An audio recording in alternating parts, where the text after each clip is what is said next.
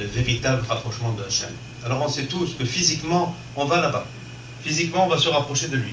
Le challenge, c'est d'essayer spirituellement, maintenant, quand on est ici, quand on est en santé, et qu'on peut, de se rapprocher de lui. Et donc, c'est ça un peu la Kabbalah. Maintenant, il y a beaucoup de choses qui sont expliquées là-dedans, mais c'est ça le but. Le but de comprendre la Kabbalah, contrairement à ce que beaucoup de gens pensent, c'est pas de connaître des connaissances ésotériques et de savoir des choses que personne ne comprend. Pas du tout. La Kabbalah, la connaissance de la Kabbalah, c'est quelque chose de dynamique. C'est-à-dire, c'est de nous faire comprendre ce qu'on fait, pourquoi on le fait, quel est le but de tout, qu'est-ce que lui veut de nous, et qu'est-ce que nous, on peut faire pour lui. Alors, donc ça c'est la Kabbalah. Maintenant, mon deuxième point, pourquoi moi j'ai commencé à écrire des livres, c'est que ça fait plusieurs années, quand j'ai commencé à faire des Teshuva encore plus, à un certain moment je me suis posé des questions. Je me suis dit que, j'ai remarqué que dans le judaïsme en général, on pratique, mais on comprend moins. C'est-à-dire, on lit, on ne comprend pas toujours. Et même quand on comprend, on ne comprend pas la profondeur des choses. Alors moi, je m'étais mis dans cet élan, si on veut, de comprendre. Je me suis dit, il faut comprendre ce qu'on fait. Et dans cet élan de comprendre, j'ai voulu comprendre plus profondément, et encore plus, et encore plus. Et là, ça m'a donné l'occasion de faire des recherches, et de comprendre des choses que j'aurais jamais pensé au début de mon cheminement, et qui en vérité ont changé ma vie. Et donc, j'ai décidé d'écrire pour partager ça. Et je pense que cette connaissance-là, elle doit être propagée, elle doit être donnée. Parce que c'est notre héritage. Nous, en tant que juifs, nous avons cette connaissance qu'aucune autre religion n'a. Aucune autre religion a des écrits qui expliquent la création du monde, qu'est-ce que Dieu veut, comment est-ce qu'il veut, quels sont nos rapports avec lui, avec des détails et des détails. Et, enfin, je ne peux pas en parler maintenant, il y en a trop, mais rien comme la Kabbalah l'explique ça.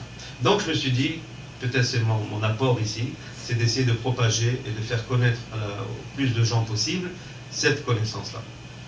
Ça c'est deux. Maintenant, troisièmement, ces livres que j'écris, bon, en vérité c'est le quatrième et cinquième. Le premier c'est Concept de Kabbalah, et l'autre c'est le Dictionnaire de Kabbalah. Alors d'abord avec le dictionnaire, j'ai voulu donner les bonnes définitions des termes. Parce que, comme vous le savez, Kabbalah aujourd'hui c'est un mot qui est à la mode. Allez sur le Google, mettez Kabbalah, j'ai fait moi aujourd'hui, vous avez 11 millions de sites qui parlent de Kabbalah. C'est incroyable. Hein? Et tout le monde met Kabbalah, Kabbalah pour ci, Kabbalah pour ça, Kabbalah pour la cuisine, Kabbalah pour ce que tu veux. Alors moi, ce que j'essaie de faire de ce dictionnaire, c'est pour l'étudiant sérieux qui veut étudier la Kabbalah. Alors il peut ouvrir, il peut chercher. Alors si par exemple il pense à des questions sur la réincarnation, alors il va ouvrir réincarnation, il va voir qu'est-ce que le Ramchal ou qu'est-ce que le Harizal dit sur la réincarnation. S'il veut des informations sur les séphirotes ou quoi que ce soit, il y a peut-être 600 ou 700 termes différents en araméen ou en hébreu que j'ai traduits, que j'explique. Donc ça c'est le dictionnaire. Dans l'autre livre, le concept, alors là j'ai pris plutôt les concepts un à un. C'est-à-dire la création. Comment est-ce que nous on comprend la création? C'est quoi les séphirotes? C'est quoi les parsoufim? C'est quoi les âmes? C'est quoi la Torah? C'est quoi les mitzvot? Selon la Kabbalah. Alors dans ce deuxième livre, j'essaie de prendre vraiment chaque thème et les expliquer. Certains, j'ai mis même des diagrammes, des petits dessins que j'ai fait pour expliquer, des fois le visuel explique, afin encore d'essayer de clarifier. C'est-à-dire celui qui veut vraiment, ou qui a l'intention un jour d'étudier la Kabbalah, alors il peut prendre ce livre, et je crois qu'avec ce livre, il peut commencer à comprendre au moins les concepts de base. Alors, en vérité, ça prend un effort. C'est pas un genre de livre qu'on ouvre et qu'on dit, tiens, bon, c'est facile à lire, très bien, je le pose. Non, c'est un livre qu'on doit étudier. Je dirais, moi, je l'écris en anglais, ça fait peut-être 2-3 ans. Et jusqu'à maintenant, j'ai des gens qui viennent et qui me posent des questions sur ce livre. Ils m'écrivent, ils me parlent, et c'est une démarche. Alors donc, c'est ce que ces deux livres veulent amener.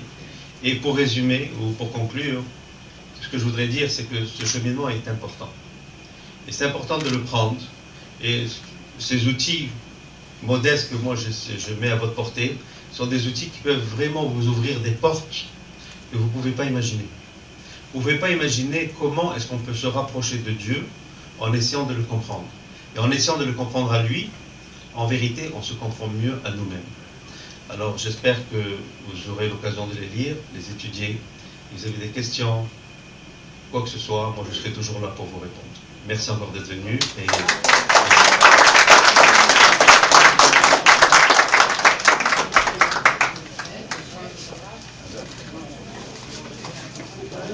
Alors voilà, les livres sont en banque au fond de la salle et M. Grabin s'initie dans ce coin-là.